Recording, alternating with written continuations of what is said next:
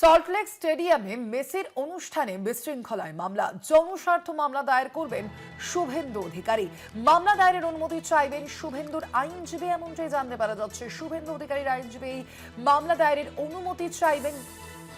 যুব ভারতী ক্রীড়াঙ্গনে যে বিশৃঙ্খলার পরিস্থিতি আমরা দেখতে পেয়েছিলাম এবং বিশৃঙ্খল পরিস্থিতির কারণে এবার মামলা, জনস্বার্থ মামলা দায়ের করবেন রাজ্যের বিরোধী দলনেতা শুভেন্দু অধিকারী। মামলা দায়েরের অনুমতি চাইবেন শুভেন্দুর আইনজীবী। দুটি মামলা দায়েরের অনুমতি ভারপ্রাপ্ত প্রধান বিচারপতির। অপর মামলাটি করেন আইনজীবী সব্যসাচী চট্টোপাধ্যায়।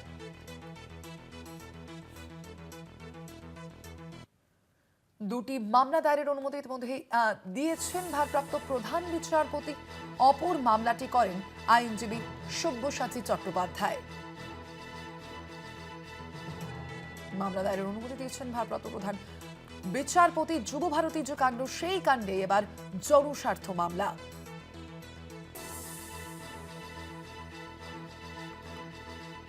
দুটি মামলা দায়েরের অনুমতি দিয়েছেন ভারপ্রাপ্ত প্রধান বিচারপতি। অপর মামলাটি করেন আইনজীবী সব্যসাচী চট্টোপাধ্যায়।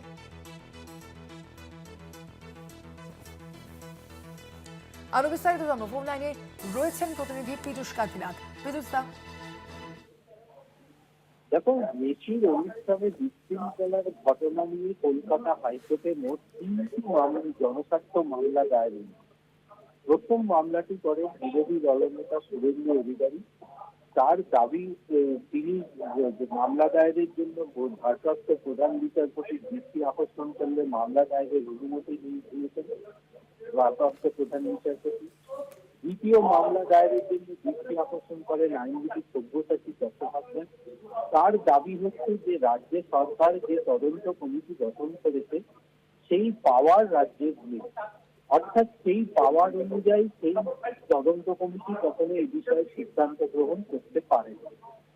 তৃতীয় যে আইনজীবী, তিনি মৈনাক ঘোষ, তিনি যে আবেদন জানিয়েছেন, তার আবেদনের দাবি হচ্ছে যে তদন্তের নির্দেশ দিক কলকাতা হাইকোর্ট, আদালতের নজরদারিতে তদন্ত চলুক।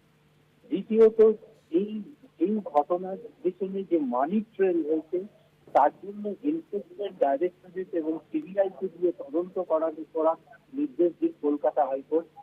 যে সমস্ত দর্শকেরা টিকিট কেটেছিলেন তাদের অর্থ ফেরত দেওয়ার নির্দেশ দিক কলকাতা হাইকোর্ট। এছাড়াও সল্টলেক স্টেডিয়ামে যে ভাঙচুরের ক্ষয়ক্ষতি হয়েছে সেই ক্ষয়ক্ষতির অর্থ আয়োজকদের কাছ থেকে নেওয়া হয়। এই দাবি নিয়ে জনস্বার্থ মামলা দায়ের হয়েছে।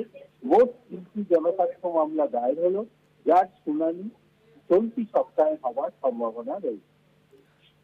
ধন্যবাদ পীযূষ দা।